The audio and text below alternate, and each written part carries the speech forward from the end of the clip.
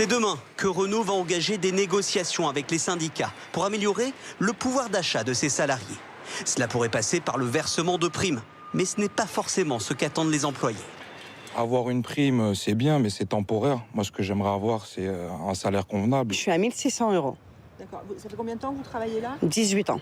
Qu'est-ce que vous espérez? Une augmentation de salaire. Je viens en trottinette électrique. J'ai vendu ma voiture parce que le coût de l'essence, c'est exorbitant. J'ai 4 enfants. Et on essaye d'y arriver, mais on s'en sort plus. Chez Carrefour, une négociation est également en cours. Le groupe que nous avons contacté propose une augmentation de salaire de 2% au 1er novembre. Pour certains, ce n'est pas suffisant. Par rapport à l'inflation d'aujourd'hui, l'augmentation des prix, non, ça suffit pas.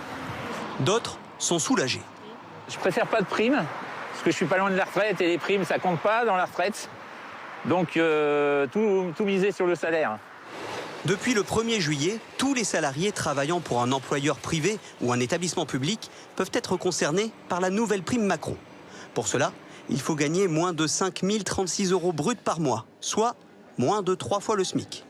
La prime peut atteindre jusqu'à 6 000 € maximum si un accord d'intéressement et de participation a été conclu dans l'entreprise. Et elle est défiscalisée. Michelin, de son côté, a choisi de faire 2 augmentations cette année, en mai et juillet.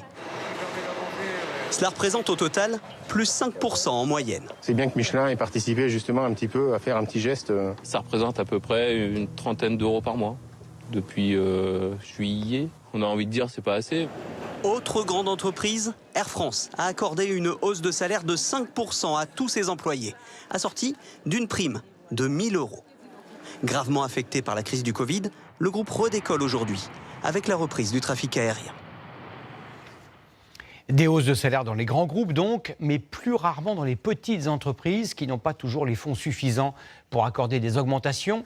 Pour autant, elles cherchent des solutions. Quelles sont leurs marges de manœuvre? Comment font-elles pour aider leurs salariés?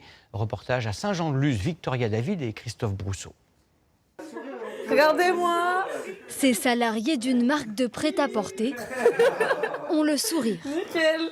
Au printemps dernier, ils ont tous bénéficié d'une augmentation, plus 15% sur leur salaire. Moi, je viens d'être papa en plus d'une petite fille, plus venir au travail avec la voiture, tout ça, l'essence qui a augmenté.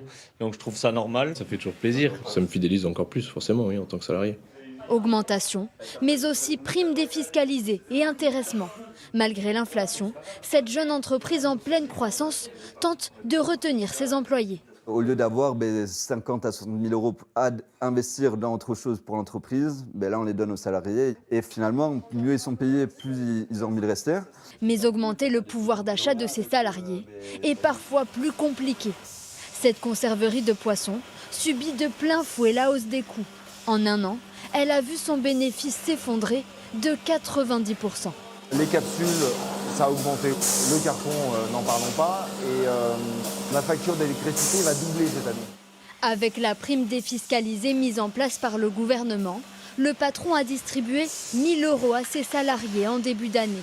Mais il n'y aura pas d'autre coup de pouce. Il faut d'abord sauver l'entreprise. Je ne peux pas continuer une année comme ça. C'est pas possible. C'est dans l'ordre. D'abord l'entreprise et ensuite les salariés. Je ne peux pas scier la branche sur laquelle on est tous assis. Une décision plutôt bien acceptée par ses employés.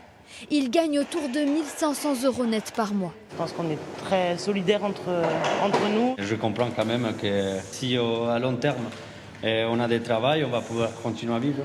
Leur employeur espère augmenter les salaires dès que possible, une fois l'avenir de l'entreprise assuré.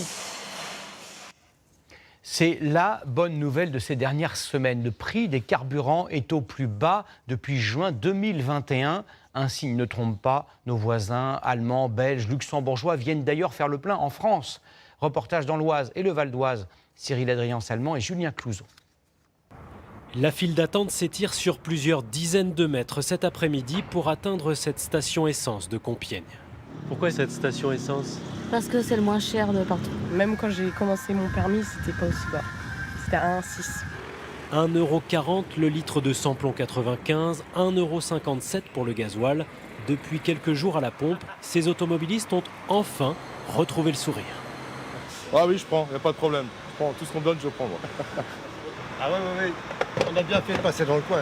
Et il n'y a pas que dans cette enseigne qui ajoute 20 centimes de remise aux 30 centimes du gouvernement que les prix ont baissé. À 4 km de là, en effet, cette grande surface est de nouveau très fréquentée. Elle affiche des prix compétitifs. Seulement 1,48 € le litre de samplon 95, 1,63 € pour le gasoil. Dès qu'on voit que ça baisse, eh bien, on en profite pour aller à la pompe et on fait comme ça. Ça vaut le coup, mais il faudrait que ça redescende encore un petit peu. Pour trouver du carburant à un prix aussi bas, partout en France, il faut remonter à juin 2021.